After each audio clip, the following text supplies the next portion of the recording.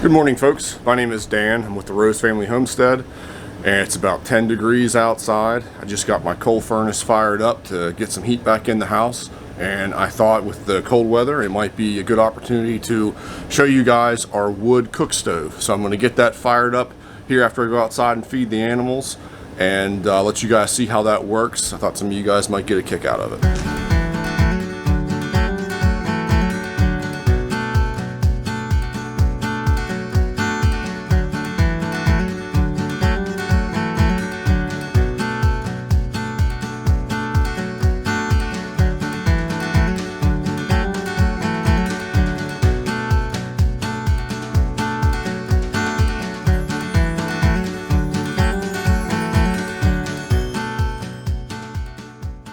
Okay guys, I'm now done with the animals and I'm back up in our dining room, and I'm going to give you guys a quick look over our Stanley wood cook stove.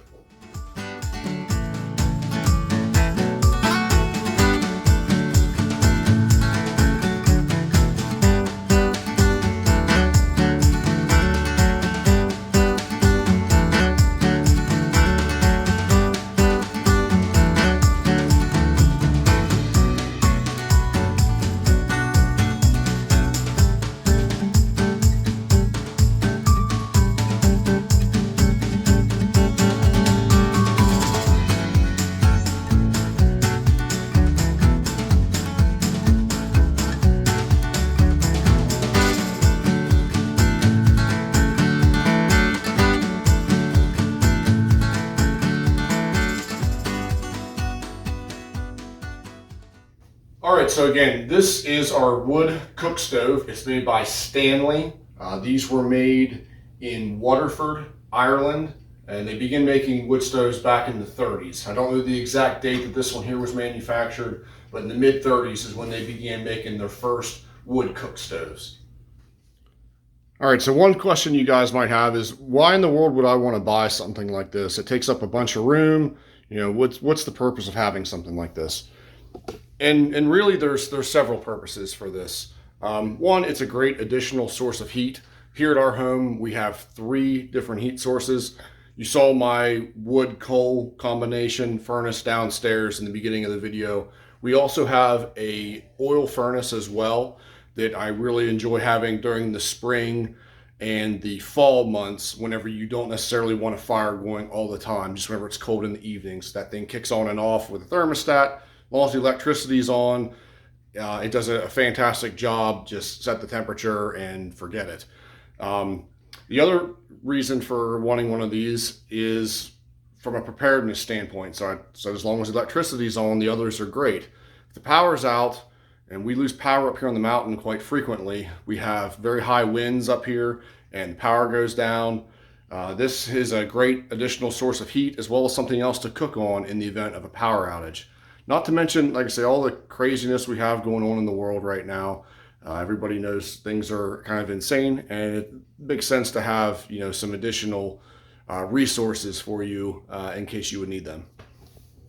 Okay, one additional reason to consider purchasing a wood cook stove for your family is they're just fun to fool with and cook on. And they're a great conversation piece. A lot of times when people come to our home for the very first time, this pulls a lot of attention. They ask questions about it. And like I say, we just really enjoy just having it for like the fun factor. So another reason why I wanted to have a wood cook stove in my home is I can remember my dad always telling me stories about going to his grandmother's, so my great-grandmother's, and having meals prepared on her wood cook stove, and just how good the food was. And it was just a focal point of the home where the family gathered and would spend time with one another and really just enjoy each other's company, you know, around the stove and having a meal together. My great-grandmother, they lived in a 3-bedroom home, and they had 9 children. So there was 11 people living in the home, very tight. So I can only imagine, you know, what it would have been like having 9 children and then cooking meals for them at the table and with the cook stove. I'm sure it was large. It was larger than this cook stove. I never saw it, but I know Dad's told me stories where he can, you know, faintly remember, you know, what the stove looked like and all. But I wanted that, you know, something like that going on in my own home. Okay, so I'm going to take a minute and give you guys kind of a tour around the stove. Of course, as I was showing you a little bit earlier, the firebox can be accessed two ways, either through the door on the front of the stove, or you can lift here and access the firebox as well. Okay, we're going to leave that open for a minute. Some of the controls on the stove are right here. Use this tool. You can see it reads open and shut. Currently, our tool's facing across the open. That is allowing the heat to go and circulate around the oven. Turn this, and that directs the heat to the flue pipe. There's also an adjustment on the flue pipe for making it all the way open or all the way shut. Pop this open here real quick so you guys can kind of see what's going on in there. Pretty simple, really. So, of course, over here's the firebox. It's controlling this damper here. Of course, this one over here moves this damper. Relatively simple. All right, moving on. Each of these plates can be lifted for cleaning out on top of the oven box. So there's one there, and then one that this other cast iron pan is on. Moving back to the front of the stove, we have our inlet air damper control here, as well as our ash pan, which you saw earlier. And moving on to the oven, it has a thermometer on the face of the oven. I also have an oven thermometer inside as well. I usually refer to this thermometer before I do the one on the door. I believe it to be more accurate. Not a huge oven, of course, but we've baked pies in here. We've cooked pizzas, and it does just about anything we want to do. Now, you're not going to put a 17-pound turkey in there, but it'll do most of your normal family meals. Located here at the bottom, once you open the oven door, is a little cover, and through this tiny hole is where you clean out the ash. Once you knock it down off the top of the oven, of course it falls down here to the bottom, and you can get in there and kind of drag the ash out into a pail to get rid of.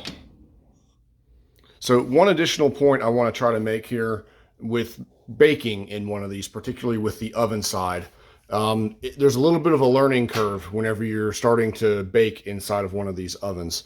As far as using the range top, it's relatively easy to pick up on. However, whenever you're baking, obviously your firebox is here on the left, so it is, of course, hotter on this side of the oven.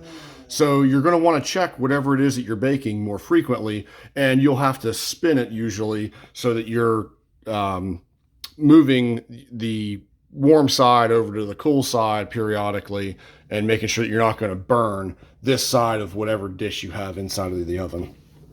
All right, so now that I have you guys familiar with the wood cook stove, I'm going to go ahead and build a fire in it, get it good and warm, and let's brew some coffee. So I literally just lit this thing, and man, this thing drafts so well.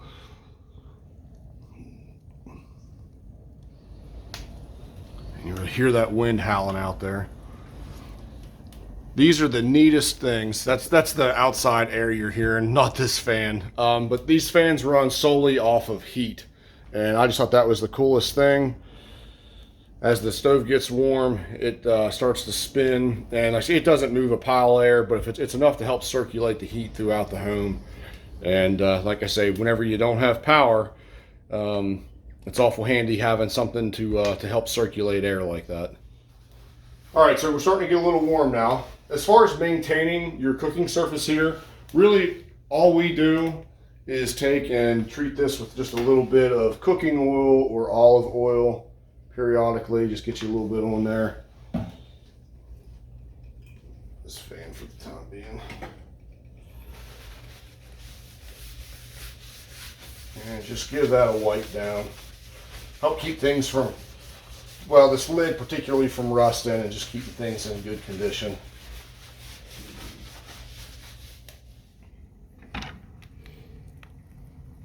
All right, now that the fire is pretty well established, we want to go ahead and make some adjustments to the dampers. One, we're going to go ahead and open this so that the heat stays in and starts circulating around our oven. And we're going to begin closing this one here, obviously for the same reason. We want to keep that heat in and not just racing straight up the flue. All right, if you're wondering what's in this pan, that is some wax melts that the wife puts in there, and then we just use this to help scent the home a little bit. So let's get on and let's start making some coffee. Now, if you ever really get to know me, I love antiques. I'm just really into old things. This is my coffee grinder. It's made by Crystal Arcade. They were founded in 1885, and this particular coffee grinder was made during the 1910s. It's a number 3, if you know anything about it. You can sort of see it on the glass there. I don't know if I can get it on the camera or not. Number 3, it says Crystal across it. This one has the original hopper. However, the catch cup is not original.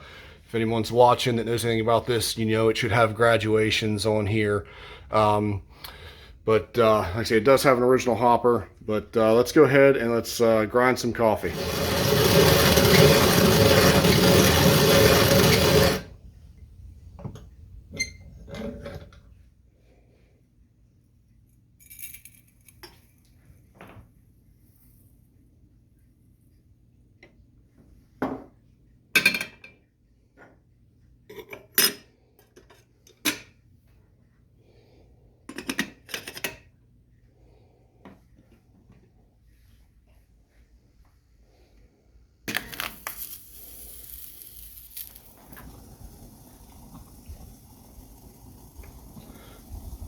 Love me some Perk coffee.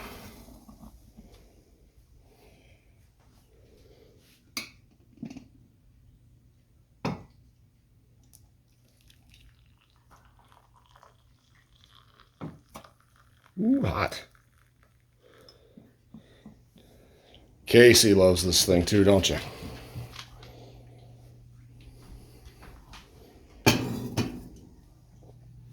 Okay folks, I hope you enjoyed the video, maybe learned a little something about these wood cook stoves. Maybe you'd start considering buying one for your own family.